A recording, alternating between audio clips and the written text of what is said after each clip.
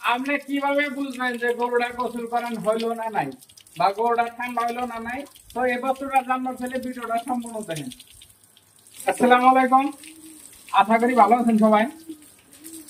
তো যারা গরুর ফার্ম করে আছেন বা করবার চাইতেছেন নতুন করে ভিডিওটা সম্পূর্ণ দেখেন।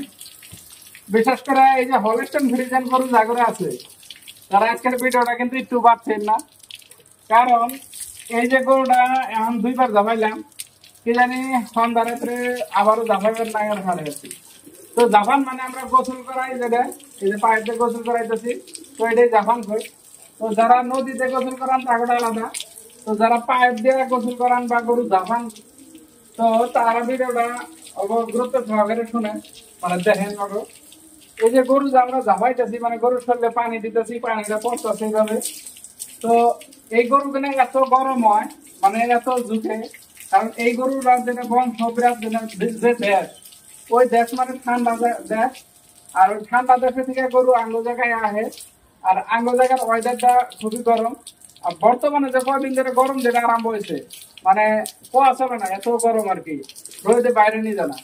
তো গরু কিনে আমি জায়গা পরিবর্তন করি, ও একবার উমরা বান্ধি একবার উমরা বান্ধি, বা ফ্যানও আছে, তারপরেও বাইরেও দেই, কিন্তু বাইরে গাছ তো আমার লোক গায়ে না যায়, এরকম অবস্থা হয়েছে বর্তমান পানিতে। তো তার জন্য এই যে পানিটা ঠান্ডা করতেছি। তো এই পানিটা কত টাইম দিলে গরুটা ঠান্ডা হবো, ওটা হলো মেন কথা।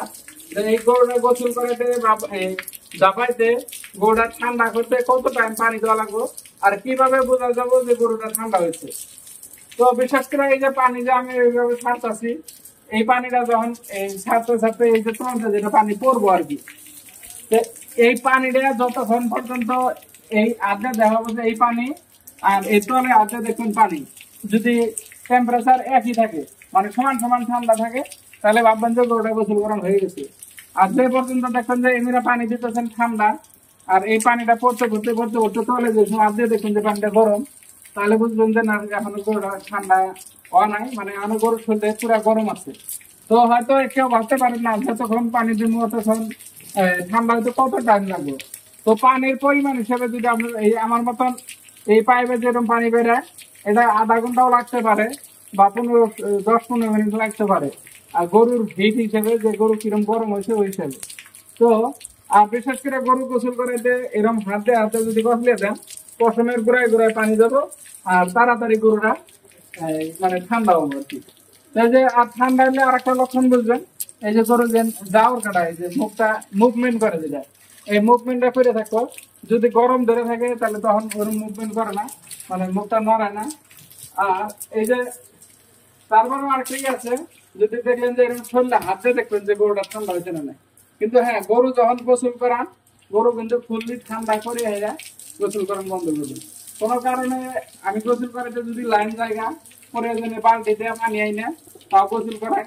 এই জন্যই যে গরুটা যদি গোসল করাইতে যদি ফুললি ঠান্ডা না হয়, একটা অসুবিধা হয় বহুত সময়, যে মানে মানুষ যেটা কয় আর কি, যে গরম আটকে ভিতরে। কারণ গরমে ঠিক আছে, যদি ঠান্ডাটা ঠিক মতো না অন যায়, এই যে বা গরম হয়েছে অল্প পানি দিলাম, গোসলটা ঠিক মতো হইলো না, মানে ওখানে যেটা পানি পাইয়া হেরে যেটা একটা শান্তি অনুভব হয়, এই শান্তিটা না হওয়া পর্যন্ত গরু গোসল করে থাকা লাগে। তো যারা গরু পালেন নিশ্চয় তারা জানেন এটা, এটা আমার অত বুঝিয়ে পাওয়া লাগবে না, তারা নিশ্চয় ভালোই জানেন। কিন্তু যারা নতুন করে গরু পালবেন, তো এই কথাটা খেয়াল রাখবেন। যে আর বিশেষ করে এই গরু জাত কিনে, কারণ এই গরু কিনে বাইরের জাত, একবার করলাম। তো দেখেন গরুটা কিন্তু এখন পর্যন্ত পুরোপুরি ঠান্ডা হয় নাই, ধরেন কিছু মোটামুটি 90% ঠান্ডা হয়েছে, আর যেখানে বাকি আছে ঠান্ডা হয়ে যাবো। কিন্তু আরেকটা, হ্যাঁ, গোসল করাইতে সবসময় এরকম হাত দিয়ে কষলে দিলে বহুত চড়া উপকার আছে আপনার। কারণ যখন হাত দিয়ে সবসময় কষলে দিলেন, যদি শরীরে কোনো আড়াই থাকে, তাও আপনি দিতে পারবেন যে গরুর শরীরে একটা আড়াই গেছে। বা সবসময় যদি আপনি গরুর বগলা আনেন, গরুর বেমার আজার সুস্থতা সবসময় দিতে হবে। কারণ একটা গরুর বগলে যখন সবসময় কেয়ার করবেন যে গরুটার কিরকম পরিস্থিতি, তখন যদি দেখলেন যে মন খারাপ করে দিচ্ছে, তখনই আপনি টের পাবেন যে গরুটা মন খারাপ করে দিচ্ছে, যে তাহলে নিশ্চয় কিংবা সমস্যা হয়েছে। তো আর যে কোনো বস্তুই পালেন, হাঁস মুরগি গরু ছাগল যেটাই পালেন, এগুলো করতে করতেই আপনি যত মহব্বত করবেন, অত আপনার প্রতি মহব্বত থাকবো। আর আপনি তখন অটোমেটিকলি দিশা পাবেন। অনেক মানুষ কমেন্ট করেন যে ভাই আমি গরু পালন বা গরু মুরগি পালন, এটা অসুখ হলে বা বেমার হলে কিভাবে বুঝুন। তো যখন আপনি অর্গানকে সবসময় যাবেন তখন আপনি অটোমেটিকই বুঝবেন। আর তারপরে মেডিসিনের প্রয়োজন আছে, মেডিসিন আপনি সবসময় বেমার হলে ডাক্তারের সাথে আলোচনা করবেন, তারপরে কি মেডিসিন লাগে ওই মেডিসিন খাওয়াবেন বা ইউজ করবেন। দেখবেন যে আপনার গরু লাহে লাহে বা হাঁস মুরগি যেটাই বলেন নিজের বেমারের ট্রিটমেন্ট হয়ে যাবে, আর গরু বাচ্চাগুলো সবসময় সুস্থ থাকবে বা হাঁস মুরগি সুস্থ থাকবে। তো আশা করি ভিডিওটা ভালো লাগছে।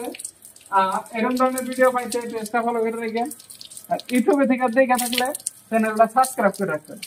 আর আপনাদের জন্য এত কষ্ট করে ভিডিও বানাই, যদি আপনারা ভালোবাসা দেন বলে ভিডিও কিনে বানিয়ে আসি, বা যদি এইভাবে ভালোবাসা দিয়ে থাকেন, এইভাবে ভিডিও বানিয়ে থাকো। হয়তো বর্তমানে গরু আমার অল্প, এই গরু কিনে একটা গরু, আর এটারই বাছুর আছে একটা, ক্যামেরা ভিতরে হারবেন আপনারা যে এরই বাছুর।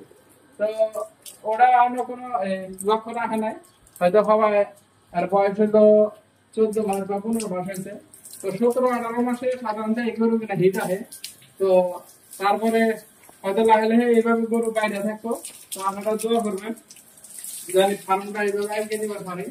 তো অল্প অল্প অল্প করে আছে, আমি সবসময় পরামর্শ দিই যে অল্প করে করো, কারণ এর আগে আমি আরো কয়েকটা গরু কিনছিলাম, তাদের দেখা গেছে যে সব গরুর মানে আঙ্গুল জায়গায় ওয়েদারের সেটিং তো খুব কষ্ট।